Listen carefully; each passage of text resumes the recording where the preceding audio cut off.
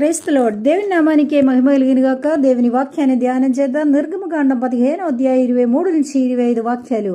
మారా నీళ్లు చేదైనవి గనుక వారు నీళ్లు త్రాగలేకపోయిరి, అందువలనే దానికి మారా అని పేరు కలిగెను. ప్రజలు మేమేమి త్రాగుదుమని మోషే మీద సనువుకోనగా అతడు యెహోవాకి మొరబెట్టెను. అందట యెహోవా అతనికి ఒక చెట్టుని చూపెను. అది ఆ నీళ్ళలో వేసిన తర్వాత నీళ్లు మధురములాయను. హల్లెలూయా. నిన్నటి వరకు కొన్ని చేదు విషయం దేవుడు తీగా చేయబోతున్నాడు. దేవుడు మనకి నమ్మకముగా ఉన్నాడు. మీ కన్నులను దేవుని వైపు ఎత్తండి. ఇశ్రాయేలు ప్రజల ప్రయాణంలో అనేకమైన సమస్యలు వారు ఎదుర్కొన్నారు.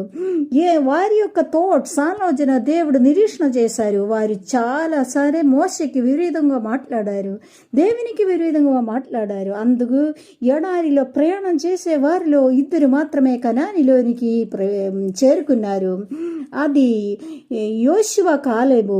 వీరు ప్రయాణం చేసే జడ ప్రకారము కాదు, ఆత్మలో సంచరించే వారు మాత్రము వాగ్దానములోనికి ప్రవేశిస్తారు. మారా నీరు త్రాగలేకపోయిరి. కొన్ని విషయంలో ప్రతిరోజు ఏడిసేవారు ఉన్నారు. ఆ విషయంలో రోజు దుఃఖము, కన్నీళ్లు, సమాధానము లేవు.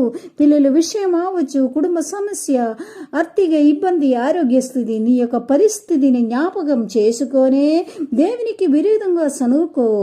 నాకు మాత్రం ఎందుకని చెప్పకో. మీరు నమ్మకముగా దేవుని సన్నిధిలో ఉండుము.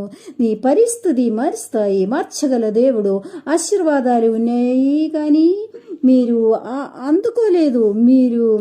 నీరు ఉన్నది కానీ మేము త్రాగం లేదు. ఈ క్షణమే దేవుని సన్నిధిలో మిమ్మల్ని పూర్తిగా అర్పించండి.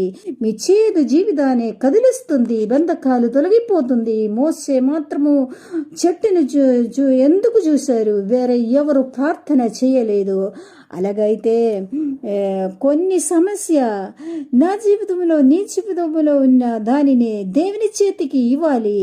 అప్పుడు మీరు వెంటనే ఫలము చూడవచ్చు. హల్లెలూయా. అయితే దేవుడు చేదు విషయాలను మధురముగా మార్చపోతున్నాడు. హల్లెలూయా. God bless you.